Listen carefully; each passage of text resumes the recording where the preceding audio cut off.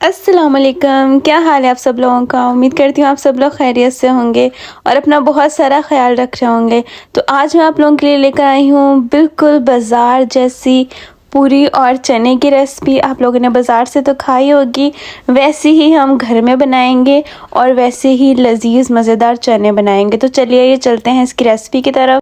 इसके लिए हमें चाहिए होंगे वाइट चने। वाइट चने जो है वो मैंने पूरी रात से भिगो के रखे हुए थे, तो इनको अब हम कुकर में ऐड कर देंगे अच्छे से वॉश करके। 1 चम्मच हम इसके अंदर नमक ऐड कर देंगे और आधा चुटकी हम इसके अंदर बेकिंग सोडा ऐड कर देंगे और साथ ही हम इसके अंदर पानी ऐड कर देंगे। पानी हमें इतना ऐड करना है जितने में हमारे चने अच्छे से डिप हो जाएं। उसके बाद हम चम्मच की मदद से चनों को अच्छे से नमक और जो हमने सोडा ऐड किया था उसके अंदर मिक्स कर देंगे और अब हम इसको प्रेशर लगा देंगे। तकरीबन 15 मिनट तक मैंने इनको रखा था और ये बहुत अच्छे तरीके से गल चुके थे, बहुत ज़्यादा। तो आप भी इसी हिसाब से रखिएगा। आप 15 मिनट या 10 मिनट रख सकते हैं, जितने आपको सॉफ्ट या फिर जितने आपको खड़े खड़े चाहिए वो आप पे डिपेंड करता है। अब हम इसको अच्छे से छान लेंगे। इसके अंदर से एक दफ़ा हम पानी गुजार देंगे साफ़ वाला और उसके बाद हम इस चनों को साइड पे रख देंगे। 2 दरमियानी साइज़ की मैंने इसके लिए प्याज लिया और प्याज जो है वो हम इसके अंदर पेस्ट बना के डालेंगे। एक बड़े साइज़ का मैंने इसके लिए टमाटर लिया है और इसको भी हम पेस्ट करके ही डालेंगे। 1 कटोरी मैंने चने लिए हैं और इनका भी हम पेस्ट बना लेंगे और इस पेस्ट को हम साइड पे रख देंगे। अब हम एक बर्तन लेंगे और उसके अंदर हम ऑयल ऐड कर देंगे। ऑयल थोड़ा सा ज़्यादा इसके लिए जाएगा। साथ ही हम इसके अंदर ज़ीरा ऐड कर देंगे। थोड़ी सी हम इसके अंदर लौंग ऐड कर देंगे। 1 टुकड़ा दालचीनी का ऐड कर देंगे। 1 चम्मच काली मिर्चों का ऐड कर देंगे। 2 अदद हम इसके अंदर हरी इलायची ऐड कर देंगे। 1 चम्मच हम इसके अंदर कुटी लाल मिर्च का ऐड कर देंगे।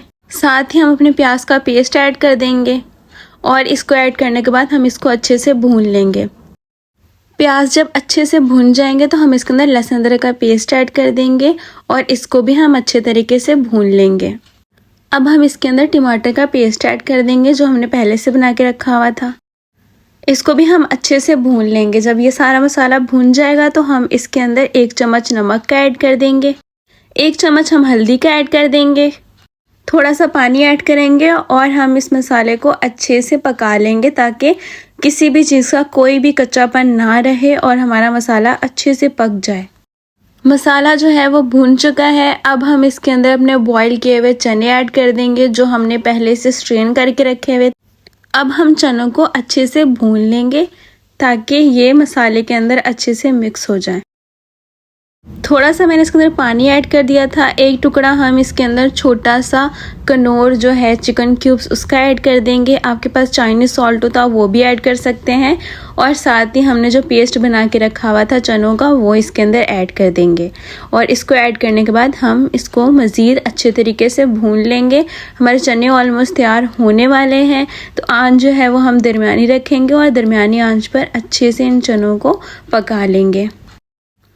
थोड़ा सा पानी ऐड करने के बाद हम इन चनों को ढक के पका लेंगे। अब हम इसका ढक्कन हटा के देखेंगे। हमारे माशाल्लाह से चने जो हैं वो बहुत अच्छे से गल चुके हैं, बहुत अच्छे से पक चुके हैं, बहुत मज़े की खुशबू भी आ रही है। मैंने इसके अंदर 3 से 4 हरी मिर्चें साबुत डाली थी, आप भी डालिएगा, बहुत अच्छा टेस्ट आता है। 1 चम्मच भर के हम इसके अंदर काली मिर्चों का डालेंगे और 1 चम्मच ही हम इसके अंदर गरम मसाले का डालेंगे। फ्लेम हम लो कर देंगे। हमारे चने जो हैं वो ऑलमोस्ट तैयार हो चुके हैं। अब हम जो मसाले ऐड किए हैं लास्ट में उनको हम अच्छे से मिक्स कर देंगे और थोड़ा सा इसके अंदर पका भी लेंगे। हमारे चने तैयार हो गए हैं, इनको हम साइड पे रख देंगे। अब हम पूरी बनाने की तैयारी करते हैं। इसके लिए जो है मैंने मैदा लिया है। मैदा मैंने तकरीबन 3 कप लिया है और आप लोगों ने जितनी पूरियाँ बनानी हो आप उस हिसाब से लीजिएगा। 3 कप मैदे से तकरीबन 10 से 12 पूरियाँ तैयार हो जाती हैं, तो आपको जितनी बनानी है उस हिसाब से आप कम या ज़्यादा कर सकते हैं। अब मैंने इसके अंदर 1 चम्मच जो है वो नमक का ऐड किया है। 3 से 4 चम्मच के करीब मैंने इसके अंदर दूध ऐड किया है। आपके पास अगर पाउडर वाला मिल्क हो तो ज़रूर वो वाला ऐड कीजिएगा, वो इसके अंदर जाता है। थोड़ा सा मैंने इसके अंदर ऑयल ऐड किया है और अब हम इसको अच्छे से मिक्स कर लेंगे। अब हम इसके अंदर पानी डालेंगे। पानी जो है वो हमें हिसाब से डालना है।